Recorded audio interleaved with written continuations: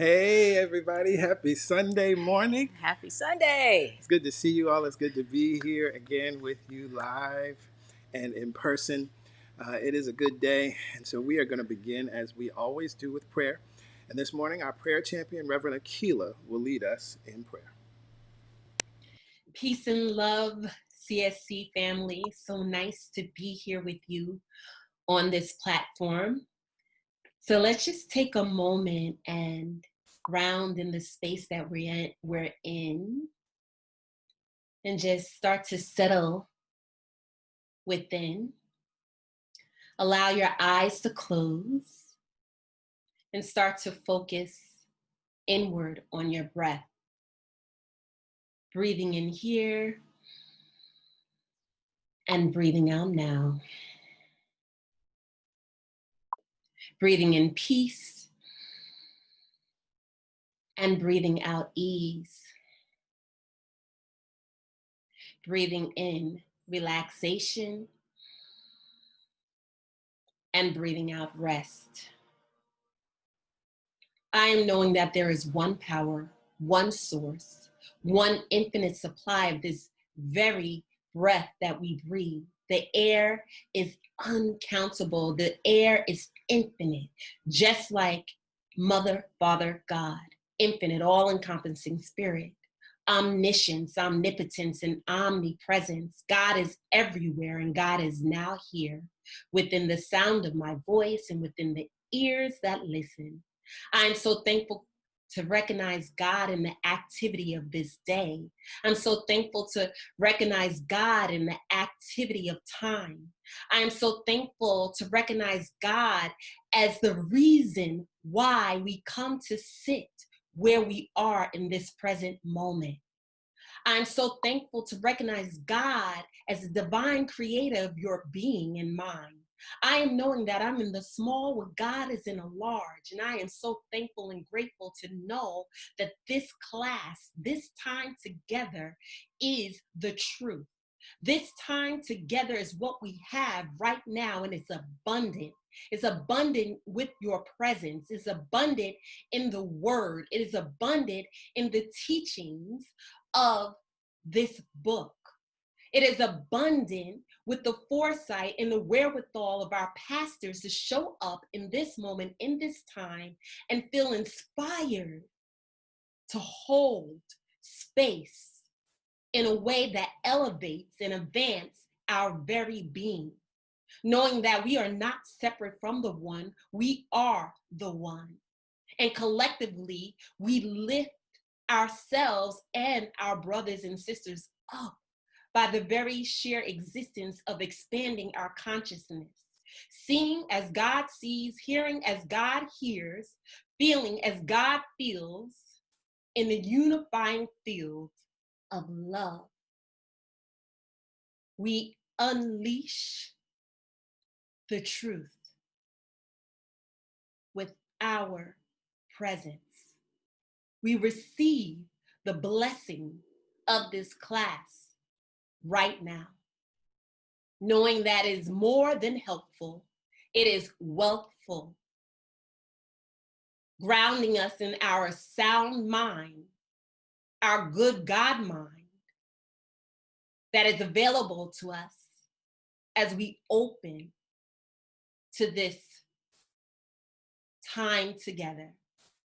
I'm so thankful to know that this time is the right time and that we are centered and we are ready to receive that which is in our best interest. And what's in our best interest is God's interest of good for our lives. And it's with this that I know that only good can come from this next hour and a half together. And we use what we have in consciousness together to serve not only our lives, but to serve our community as it expands and grows in this realm of love, the continuity of peace. I'm so thankful to release this prayer, knowing that it is acted upon in the one accord of love, the one accord of equanimity, the one accord of God's grace. And with this, we are all blessed with an amen, ashe, and so it is. Thank you.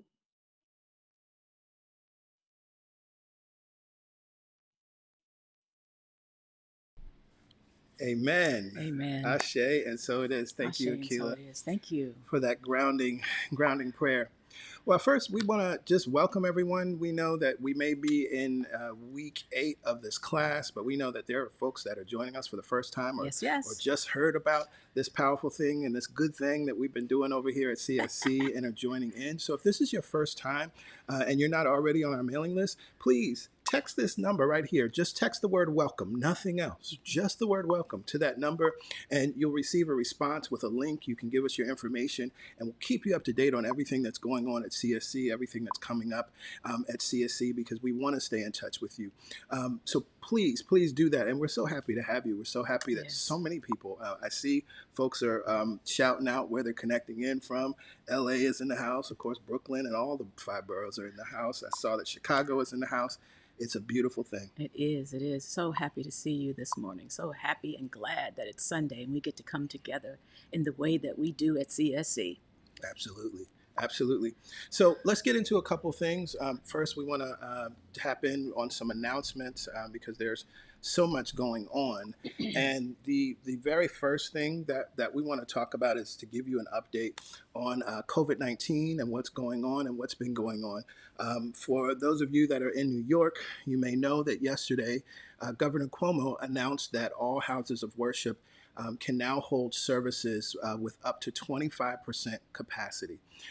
So I know many of you may be hearing that and you might be thinking that, oh, we can now have services again in person. So we want to just give you a sense of what's going on and what the thought process is for CSC, for us, and how we are planning to phase in. Yes. So the first thing is just a practical piece that our attendance averages about 150 people per Sunday. So at 25% capacity, that's about 37 people, actually 37 and a half. Our volunteers, if we have all volunteers staffed on a Sunday, is actually 30 people. So yeah, doesn't leave much room for y'all to show up and join us, does it? Exactly, because that 37 people includes the band, it includes me and PY, it includes Soul 21, it includes our ushers, it includes our greeters, it includes our hosts. And the congregation. So it simply wouldn't allow us to do what we do and how we do it. It wouldn't allow us to do that well. So that's just the practical piece. The other piece is that we're in the midst of this class, right? We're in week 8. We're studying chapter 7. There's 12 chapters to study. So we're not going to make any changes until we have completed what it is that we're doing right here and right now. So you can rest assured that for the remaining next 5 weeks, nothing is going to change in terms of we will be doing this live stream. We will be doing it as we're doing it now. We will complete the class. What we're looking into, and part of what our sort of initial phase is when we move to our next study, which, as we shared last week, is going to be the Sun Does Shine, Anthony Ray Hinton. We're going to be looking at doing sort of small groups because at that point, we'll be able to, folks can, if you have the space, because social distancing will still be required. Small groups of people can get together, 3, 4, 5 people, and then watch the stream together. But then you also will have some in person. We're going to look at, as we know, we have pockets of folk in South Carolina and pockets of folk in Atlanta and pockets of folk in LA and pockets of folk in Chicago. We have the resources and the technology platform to support folks coming together and connecting so that we can have a bit of an in-person vibration while we're still watching. And then as we move forward, until we can get to 50% capacity, Our 50%. Our 50% capacity, we're not going to hold in-person services. And so we believe that that's really going to take us through the end of the summer. And so all of our preparation is in preparation for the fall, should all things continue as they are, to be able to open up. The other piece, just to note, New York City and all 5 boroughs, We move into phase one starting tomorrow. Right, phase one is still an easing in process. So please, I encourage you to go to the New York State website and look at the information that's there on what's open, what's available. A lot of retail stores will be open, but it's curbside pickup, or you can order ahead and go pick it up. It's not shopping as usual, but there are a lot of stores that will now be open that haven't been open over the past few months. And also, please be mindful that that means you have your mask on while you are out. I've seen people out and about enjoying each other's company without their masks. And so just please be mindful of that. We're easing into this restriction and we don't want to go backwards. Yes, yes. So make sure that you have your mask. And we are excited about the next book that we will be studying. We have some ideas about these small groups, the activities of getting together and how that will work. And so we'll be excited about seeing each other in small groups. And then, as we say, our regathering phase, our regathering plan is already in place, y'all. Yep. You know how we do. Absolutely. And so we will move forward according to that phase in, that regathering plan. Yeah. All right? Yeah. All right. So if you all have any specific questions or concerns, please just email us directly. Pastor Greg at celebrationsc.org, Pastor Yolanda at celebrationsc.org, and we can talk about what your concerns are. For our volunteers, there will be, as we move closer to those dates, there will be emails and communications and things that we'll need to discuss directly with you all. And that will be coming in the months ahead. Yes. Beautiful, yes. Beautiful, beautiful. So, of course, as we say and share every week, one of the powerful resources that we have available here at CSC is that we pray live every morning, every Wednesday morning at 7 a.m. Eastern Standard Time. It is led by us and our prayer champions. We share the reading from the daily word of that day. And then we have an affirmative prayer. This prayer is recorded, which means you can call in anytime. You can call in right now. You see that playback number on the screen, and you can listen in and get into the vibration of prayer. It's a powerful resource. I love seeing people call in every day. We get an email with a report of how many people called in. People are calling in every day, and we recognize that prayer is much needed in this time, but really always, right? Prayer is always needed. Absolutely. We love that you're taking advantage of that. Our prayer champions are always on board and ready and willing and available and able to support you. Yes. And of course, you may have a specific prayer request that you would like to send to us in the prayer champions. There are so many things going on. There are always things going on. And we want to stand with you. We want to know the truth with you. We want to affirm the truth with you. And so you can do that very easily and effortlessly by sending an email to prayerchampions@celebrationsc.org. You'll receive a response letting you know that we did receive the prayer. And we hold that each and every week. One of the things we're not able to do because we're not in person, we have the opportunity to leave our worries at the door, to write down whatever's going on in our mind, put it in the jar, and know that our prayer champions are holding that and holding space and knowing the truth throughout the week so that we can be clear for the service, right? So in the same way, you could send an email right now. Get that thought off of your mind so that you can be free, open, and clear to hear the word, to hear the truth that is coming forth in our time together today. Next, we, of course, want to remember that we are in a new month, which means that the God Talk is happening on the third Sunday. There are definitely so many questions and concerns to bring to the God Talk right now. We talked about racism and injustice and metaphysics last week. We continue to talk about that. I'm sure there'll be questions and concerns that come up in the God Talk this month. We are also continuing to focus on the challenges and the difficulties that show up related to COVID-19, related to the grief process, as many of us are grieving and will continue to grieve as our loved ones have transitioned. We're in mourning. We're in mourning in so many different ways. George Floyd, Breonna Taylor, Ahmaud Arbery. And so we're here to support you in asking those questions, right? Because it's like this New Thought message sounds good. This metaphysical stuff sounds good, but then you don't know my life, PY. You don't know my life, PG. Right. And so we may not know your life, but we know law and principle, and we've lived life and have applied these teachings to an infinite amount of situations that we've experienced that support us in supporting you. So in order to be there, because it is a private space, we're doing that on Zoom. So you have to be on our mailing list. We actually sent out the link this past Friday in our weekly email. It'll go out every Friday. So make sure you're on the mailing list, and you know, you can get that information if this sounds good. And there was some confusion about that password and that information about God Talk.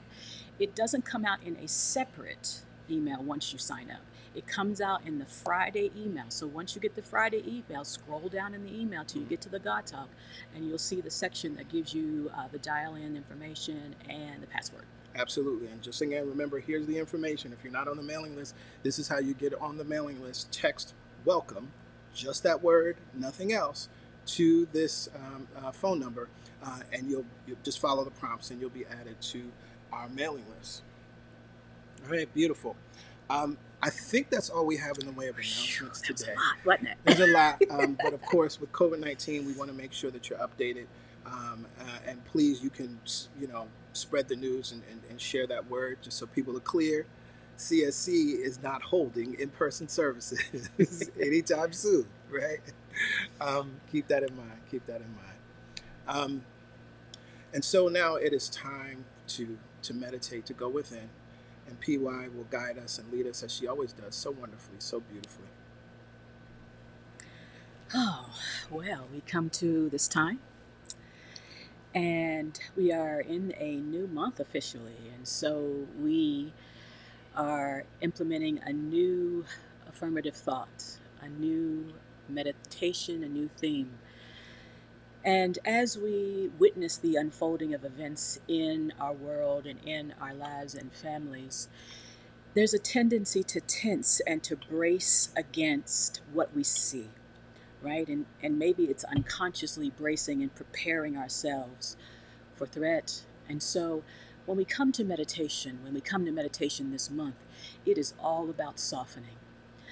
Softening in the seat, allowing this idea that we talk about in yoga. There is the efforting, which is what we've been doing. Either it's bracing against or monitoring our thoughts and making sure that we come back into alignment with peace. But really, there's another side to that. There's that sithra, and then there's sukha, the softening, the ease, and the grace.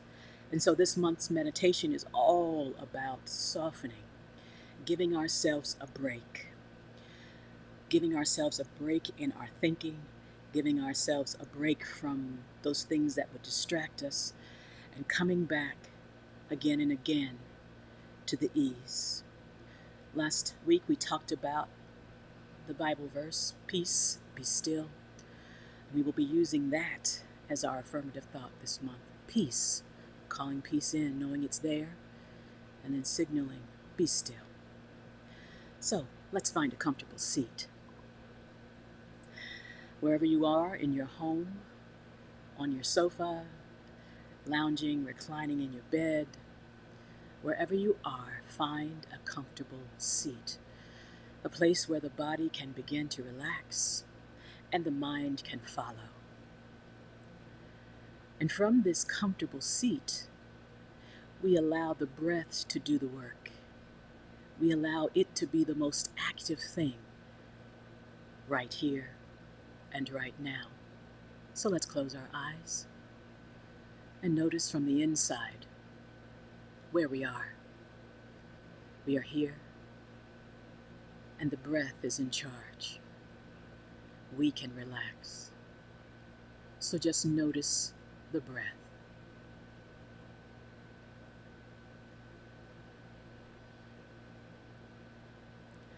Notice how it takes over and signals relaxation. Every inhale, it's activated. And every exhale, it is released, softening the body and the mind. Just notice.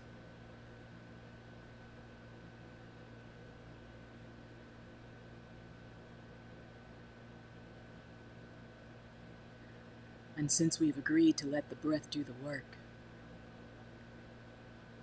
let's give it a little more permission now by focusing our attention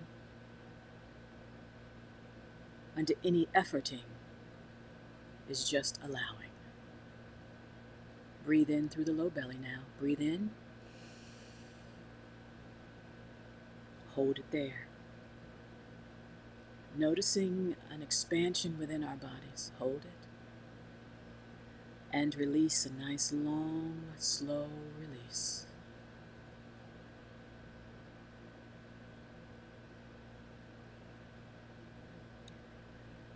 Breathing in again through the low belly. Breathing in.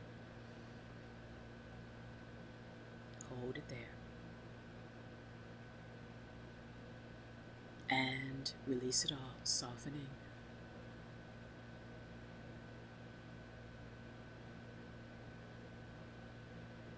Inhale through the low belly now. Expand it up through the rib cage, expanding the front and the sides and the back of this vessel. And when you've reached capacity, hold it there. Nice slow breath, long release, softening on the exhale.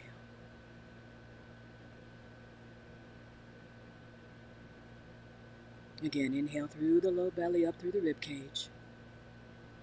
Maybe you notice a place where more breath can go. Hold it.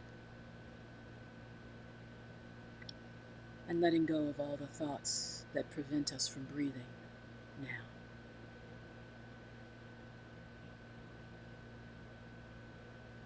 Moving the breath in and all the way up through the heart, expanding across the chest and the back and the shoulder blades. Relax, hold it there.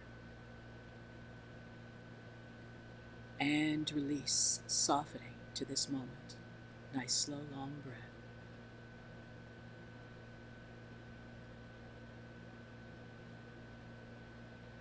Following the path of breath in through the nostrils all the way up through the heart. And meeting there at that healing space. Hold it. And release. Nice, long, slow breath.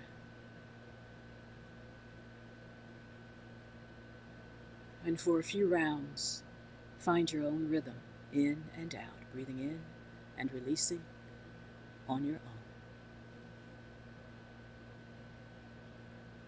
Each round softening a little more, summoning peace every time.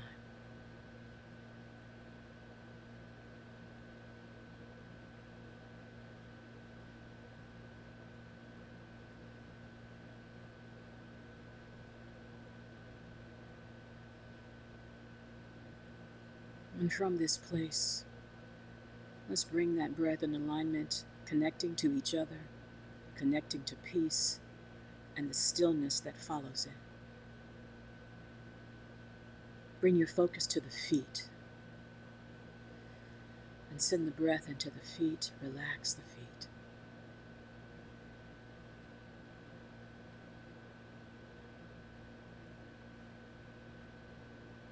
Softening the toes, softening the arches, softening the heels.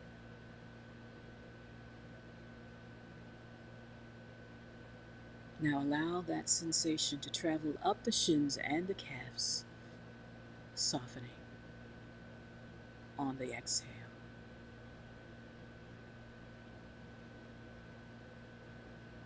Energy now travels across the knees, kisses the thighs, settles in the hips,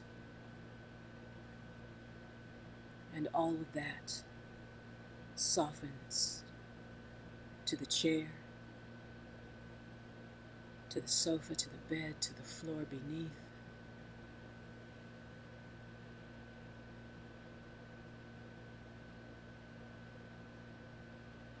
Now gathering this energy, traveling all the way up the spine on the inhale, out the crown of the head, and gathers above us, Release the breath and allow that energy to flow down through the crown. Soften the forehead. Soften and relax the cheeks, the throat.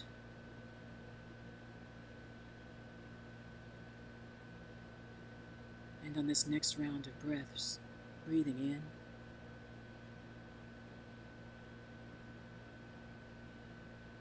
and releasing, softening the shoulders and shoulder blades, sending energy down the arms and out the fingertips. Placing the palms down on the lap and all of it is softened.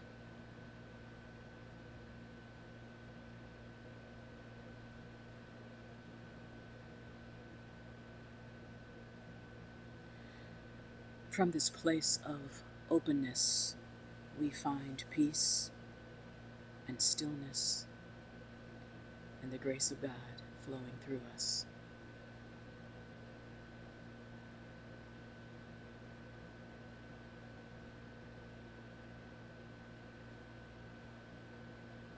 Breathing all the way in and up and out. Connecting and collecting above us. Expanding out into the room around us. Drawing that energy back into us as we accept and soften.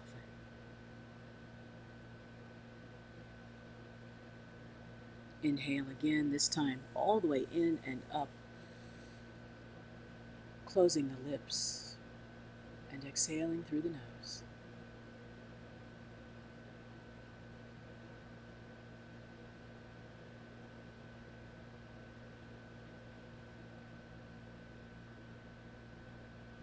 Peace. Be still. Peace. We call you forward. And as we ask, it is given the stillness.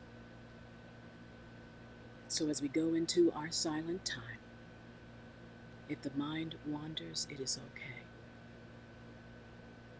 We bring it back, we soften any judgment, and we allow peace to be. We will monitor the time you take that inward journey of stillness, of softening, of opening, and of grace here, now.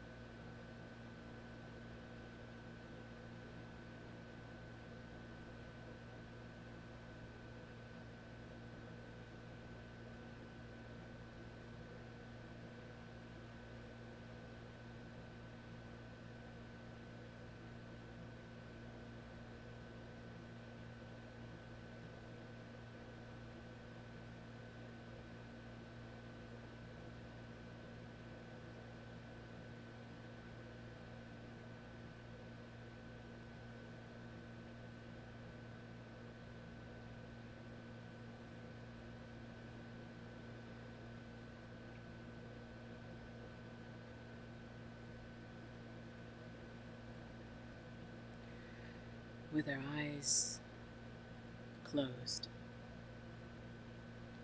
We called forth peace, and we feel its answer as stillness, as softening, as an opening for divine insight and inspiration. We remember this feeling and this time that we gave ourselves. At any time this week that we feel out of alignment with this peace, we call it forth and know that it is there. And we soften to the answer. We soften to the love. Now, bringing more active awareness to the body, noticing the palms turn down, maybe we just, nice and easy, rub the palms across the thighs, waking the thighs, allowing the energy of the hands down the shins and calves, waking them, maybe wiggling the fingers and the toes. Maybe inhaling and drawing the shoulders up by the ears, nice and easy, and back, and slowly releasing them down, making a space in our bodies. Bring palms together at heart center. Lightly touch your thumbs into your sternum right there at the center of the chest. And bow the chin to the fingertips, creating an opening, activating our gratitude for the time that we gave ourselves and each other, honoring those that came before us and wanted us to feel peace and stillness. Slowly flutter the eyes open, taking in a point, a nice soft gaze. On the floor in front of you, inhale, raise the chin, and raise the gaze. Namaste.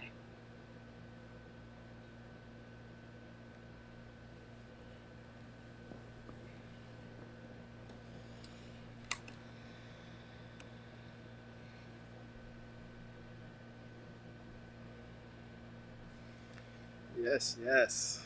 Namaste.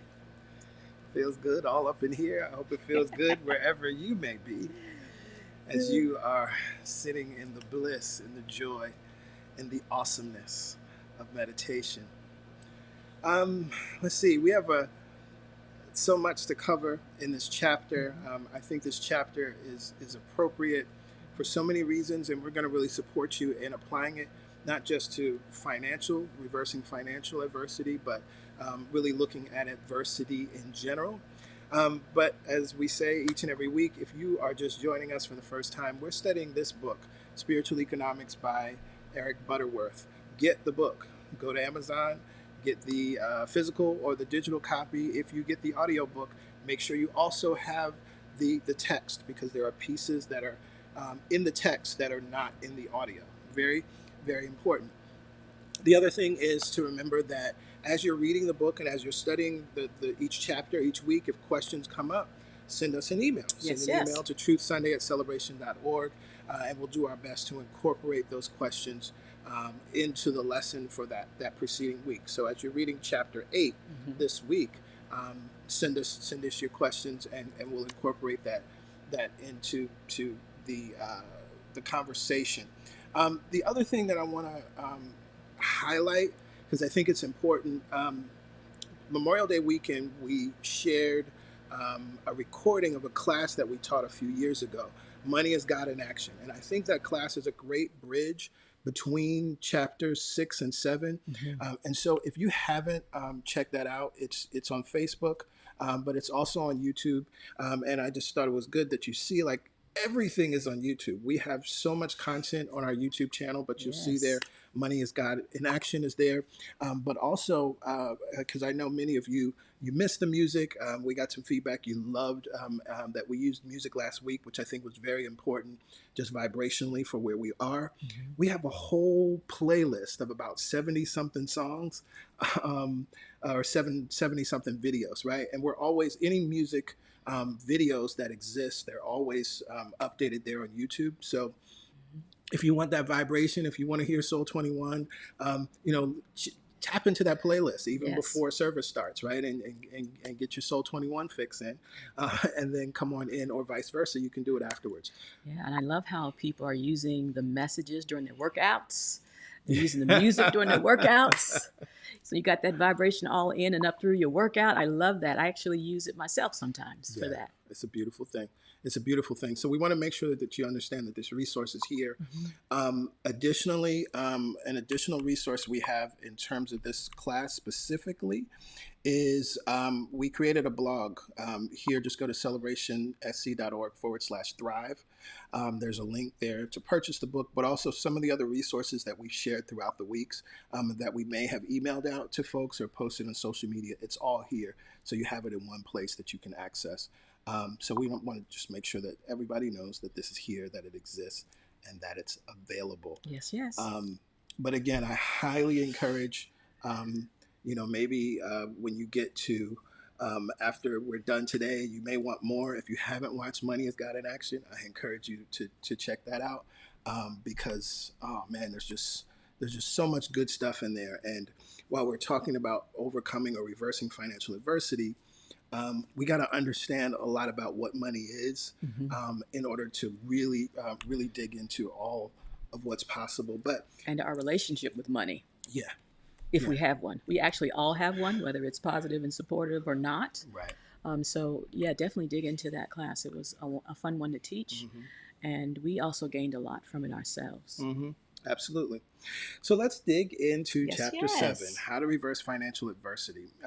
Now, one of the things here, Butterworth starts off by talking about an idea that he's continued to share with us throughout the weeks, that we must really come to this understanding that, as we see in the highlight, it is being increasingly acknowledged that economics is basically a psychological phenomenon, right? This is so incredibly important, particularly as we are in this climate right now where there is so much negative talk and doomsday talk about the economy, right? While it may be factually true that unemployment numbers are rivaling Great Depression era numbers, all of us have thoughts and feelings, and we've learned the history. And I think I said it before. My grandfather, talking to him about what it was like growing up during the Great Depression. All of that sounds scary, right? It sounds really scary. So when you hear we're rivaling one of the scariest times in U.S. history, that doesn't sound good. And so, really, so much of what's going on is our thoughts and our beliefs about the economy are creating our experience. And it's being increasingly acknowledged that economics is basically a psychological phenomenon. Absolutely. Right? And he goes on, government agencies may release statistics and charts indicating fluctuations of the workforce, business activity, interest rates, and the gross national product. Very impressive. Conveniently, nothing is said about the cause. And that's what we're always focusing on is cause. Cause first. Right. Right? And effects are secondary. Absolutely. This is because it is a mystical process dealing with the trends of the thoughts of we, the people. The economy, as far as we are concerned, will always be to us what we make it, how we decree it, what we expect it to be. So this is why, again, as we are in this climate and in this context, it's very important that we're mindful of how we're speaking about this, right? How we're speaking about, as the affirmation will share, the impermanence of this moment, right? But unfortunately, the conversation in the news media is really about the permanence of this situation, right? There's already projections about being in this experience through 2021. And right, if we keep our focus on the same thing, it will appear to be permanent because we keep recreating the same experience for ourselves over and over and over.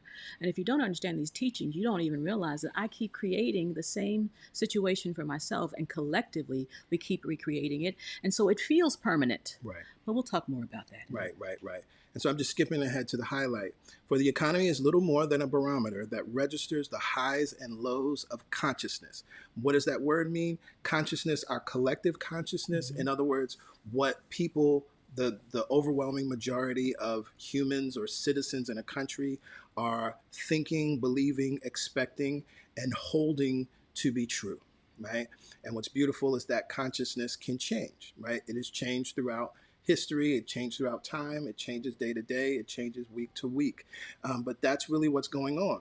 And then the spiritual principle, wherever two or three are gathered together in an interaction of minds, a very real energy force is projected into the world. And we're seeing that now. If we take it even out to what's happening in the world, in this country, people are gathering. There's a consciousness brewing. And many people that have been around for a long time say, wait, something's different about this movement. Something's different about the way we're mobilizing. Something's different because our energy around even that is changing. So if it's changing around that, why can't it change? And it does change around these ideas of economics and economic adversity. Right.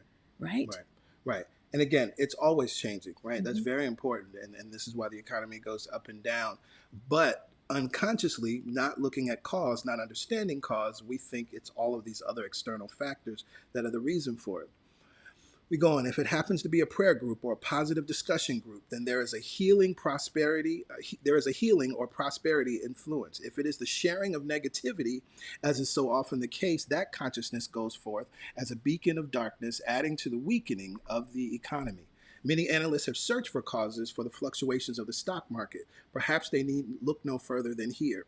I love this section right here, and there's so much that speaks to what's going on now. But there was an article on the front page of the Wall Street Journal some years ago that said, positive thinking is the way out of our economic malaise.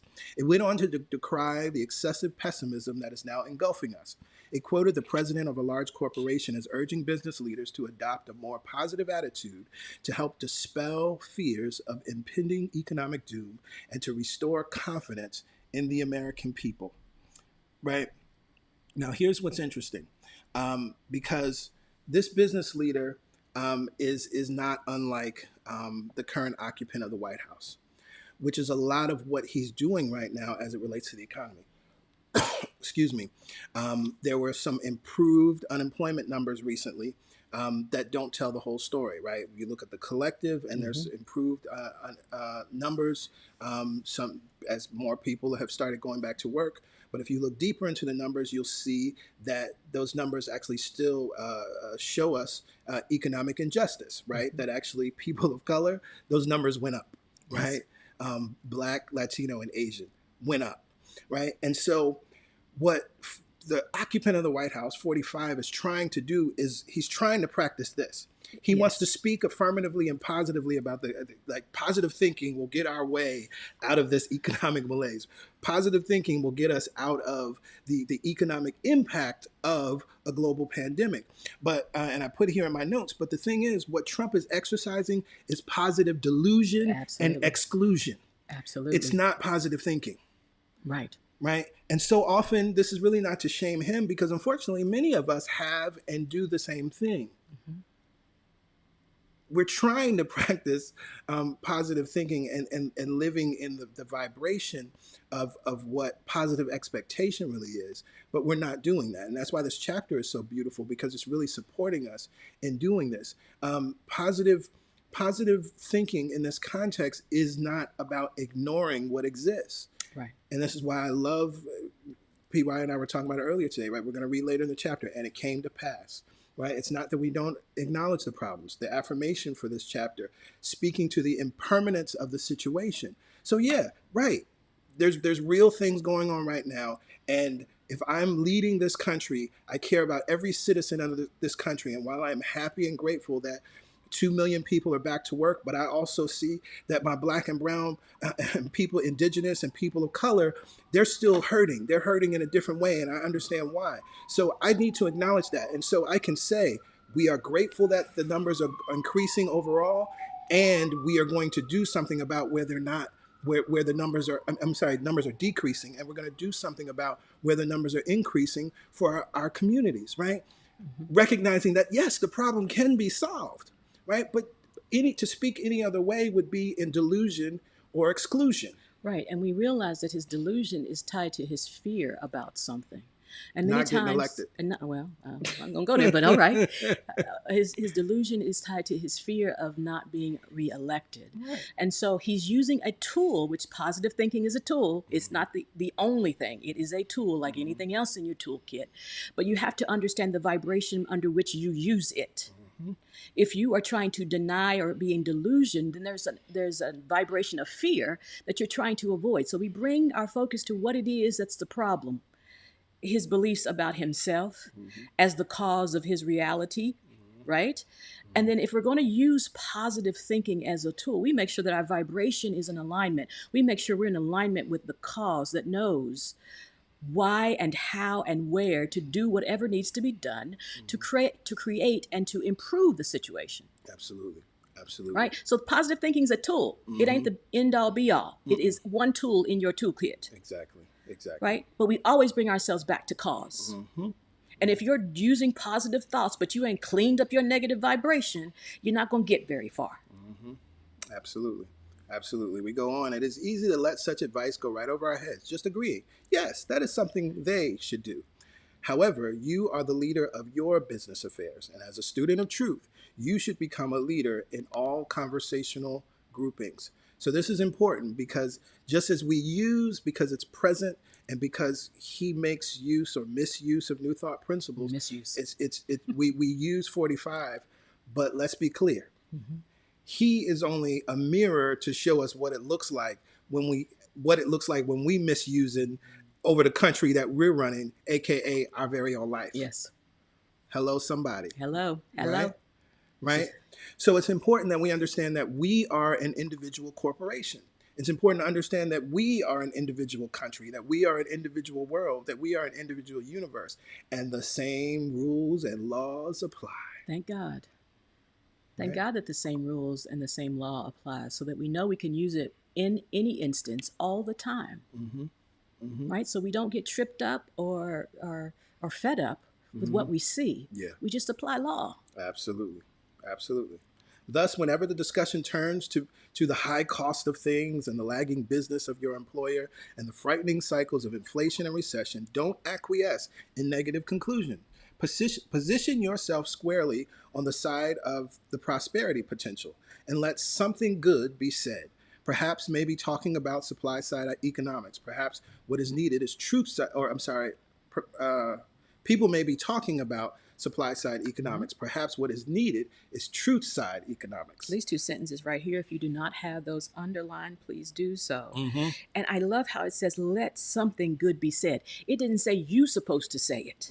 It said from the vibration of truth, from this peace that we spoke about last week, let something good be said. Because when you're in that vibration and you're in your fear, doubt, and worry about this, and you really want to agree with what's going on in the conversation, but you can't, there's this pull, let something good, let the peace speak, and let it say something. Yep. Right? And it will speak about the truth. Absolutely. Truth side economics. Absolutely. I love that. Truth side economics. Yes. And so he takes us to Psalms 1 through 3. Blessed is the human who walks not in the counsel of the wicked, nor stands in the way of sinners, nor sits in the seat of the scoffers, but his light or her light or our delight is in the law of the Lord. And on the law, we meditate day and night. We are like a tree planted by streams of water that yields our fruit in its season, and its leaf does not wither. In all that we do, we prosper. Now, we hear this, and shout out to my holiness folk that are here, Pentecostal folk. Sitting in the seat of scoffers, like back in the day in the Pentecostal church, that meant you didn't sit anywhere that sinners sat. So people didn't go to the movie theaters, right? Because you couldn't sit where scoffers were, right? And so this is a gross misinterpretation of the scripture.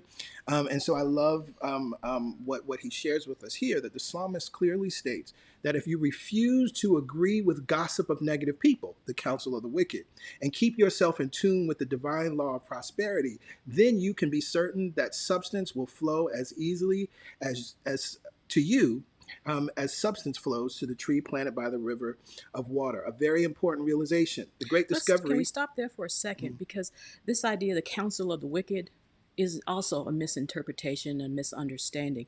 Because really what it's pointing to, wicked, is pointing to the uncomfortable. That's another definition of wicked. It ain't just sinful, it's mistaken. Yeah. It's disagreeable. It's uncomfortable. And I like to say the counsel of the unconscious. Yeah, absolutely. The great discovery of the new insight and truth is that consciousness is the key to all things which happen to us, certainly the key to personal prosperity. I love that he whittles that down to personal prosperity, because immediately when we hear that, then we start to go to the macro things. But we got to understand it from the personal first. The starting point in changing your life from financial reverses to an experience of abundance is the realization that you can change your life by altering your thoughts. As long as you are hung up on paranoid thoughts such as, it is what they are doing, it is what's happening in Washington, office politics, the IRS is harassing me, then you cannot find help of any kind through truth. Yeah, then you're walking around in the council of the unconscious. Right. Right? Mm-hmm. Mm-hmm. So we admit to ourselves, admit to yourself that your present experience, even the condition of your bank account, reflects your present level of awareness.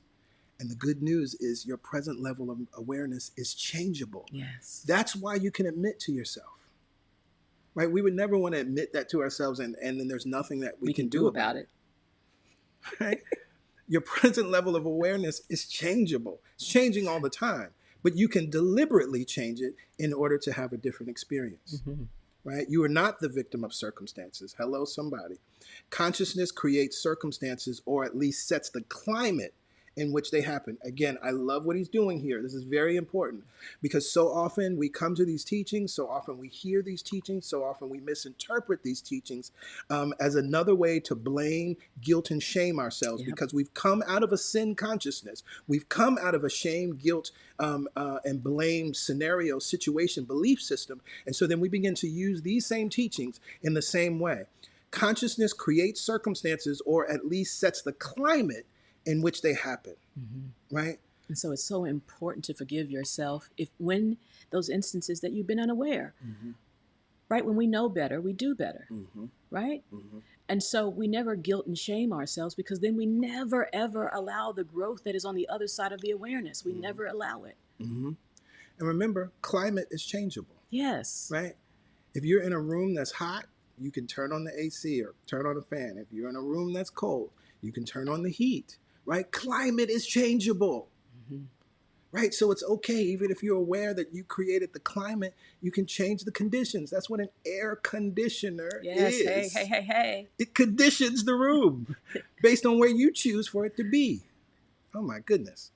When you establish yourself in this awareness, then you are in a position to change things, because if the cause is in you, in your level of consciousness, then the cure can be affected by changing your thoughts, by altering the cause. If, however, the cause is out there mm-hmm. in people or circumstances, then there is little you can do.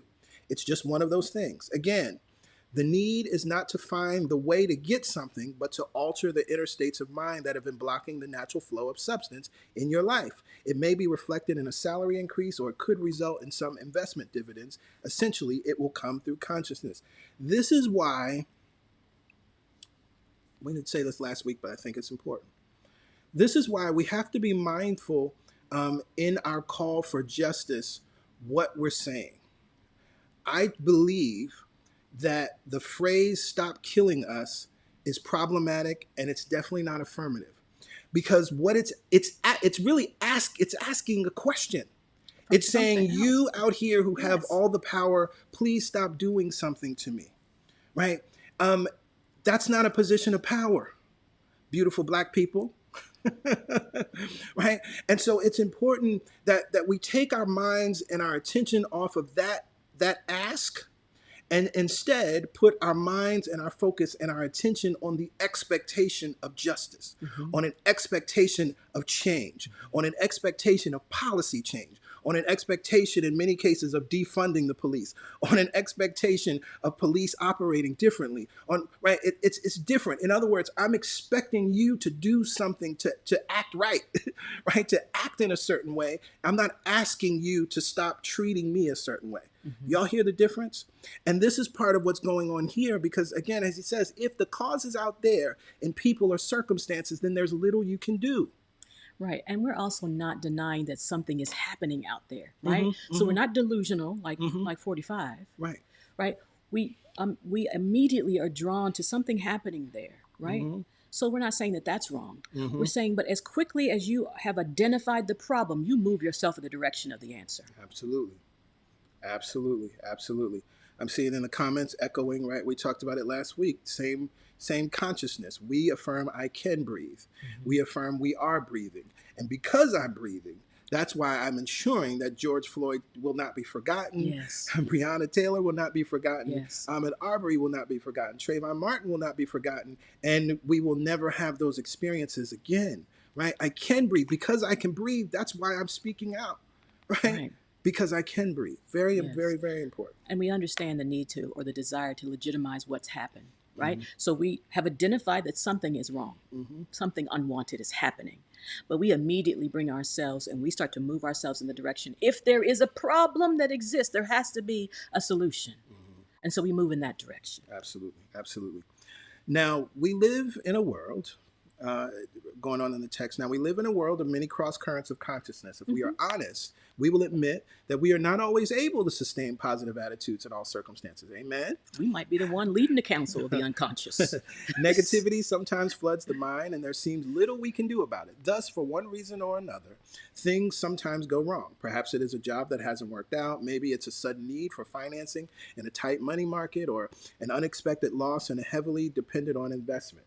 In every attempt in life, there must be a possibility of success and failure. This is a part of, we live in duality, right? We live in duality. We get to choose left or right. We get to choose up or down. We get to choose positive or negative, but they always exist. Success and failure is just another outpicturing of that. We must have the stability and the perspective to deal with both success and failure in spiritual poise. You see, to become too elated with success and too crushed by defeat is indicative of an imbalance. This is, I think, some deep teaching, some necessary teaching, something that we've talked about many times, but it's important to highlight in this context. He goes on, the end of that highlight, in every success we should be humbled with the realization that without the actions of forces greater than ourselves, we could not have succeeded. And that's important. So you no longer are the author of peace. You are just the messenger of it. Exactly. Right? Peace already existed. You didn't create peace. You just become its messenger. You become its minister. You become its artist. Right. Right? And so how it's painted on this canvas. You're not the paint. Right. Right. Right? You're not even the brush. Right. You're the energy that moves and connects all of those things. So peace already is. You're not the author of it. You allow peace. I've seen people say, I'm going to bring my peace with me. No, I'm going to allow my peace to be, and then it will move. And so in this context, when we think about success, right, so often we succeed at something, we accomplish something, we reached a monetary goal, we've launched a business, we've reached a certain mark in our business, and we celebrate as if we did it, right? And part of this consciousness that must be very important as spiritually minded people is to recognize this truth that there is something that you are working with, this law that is God, that is the one that's really doing the work, right? So then we don't get too far out in our celebration. The reason being because what inevitably happens, I've experienced it in my life, and I've seen it in the life of those that I work with, that then when you fail, right, you begin to beat yourself up. You doubt yourself. You don't know what's going on. What's wrong with me? Why can't this work? What am I doing wrong? Right, and you go to these depths of despair and anger and apathy and depression that are unnecessary. Because what's beautiful, what we must understand about success and failure, first of all, if you've never heard this is good news. A failure is an event, not a person or a character trait. Yes, it's just an event. So you experienced failure, you experienced loss, you are neither a loser nor a failure, right? So that's very important. But then we also understand what he's pointing to here is what Napoleon Hill so clearly outlines in Think and Grow Rich, right? That every failure contains within it the seed of its equivalent success. Why is that true? Because every failure actually are the lessons that support you in succeeding, shifting, moving in a different way, trying it a different way, allowing more, starting again, right? All of these things. And so this is why I believe the quote is attributed to Nelson Mandela, right? Where I'm paraphrasing, but the idea is, I never lose. I either win or I learn, right? I either succeed or I learn. right? And so we could really just take that word out of our vocabulary if we really want to. But if you want to keep that word failure, then you must hold this underlying idea that every failure contains within it the seed of its equivalent success, right? Absolutely. And the other thing about being the author of this piece is that we reach the limit of what we know to do. And so we realize we're not the author. And so we can allow ourselves to move in the direction beyond what we ever thought we could do, beyond what we ever thought we could have. Right? If we're the author, we come to the end of the story. We close the book. We don't know what to do next. Right. And so in a way, we're rising above either pole, right? We're transcending it and coming to the higher perspective. Absolutely. And so echoing this, life is fundamentally a matter of growing, a growth experience, right? Missing the mark is one of the ways in which we learn to hit the target. Yes. Failure is a vital part of achieving success. We have erroneously thought of success as getting there, while actually success is earning the right to be there. And earning means learning, right?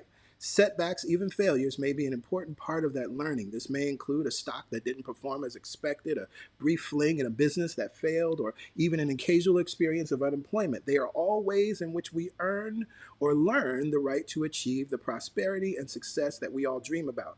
Any education that prepares people only for success and not for coping with the frustration of things going wrong is sadly deficient. This is why we bring this back into thinking about the spiritual context and the metaphysical. This is why we continue to say the spiritual life, learning these teachings, mastering these laws are not a buffer from temporary setbacks, from challenges, from problems.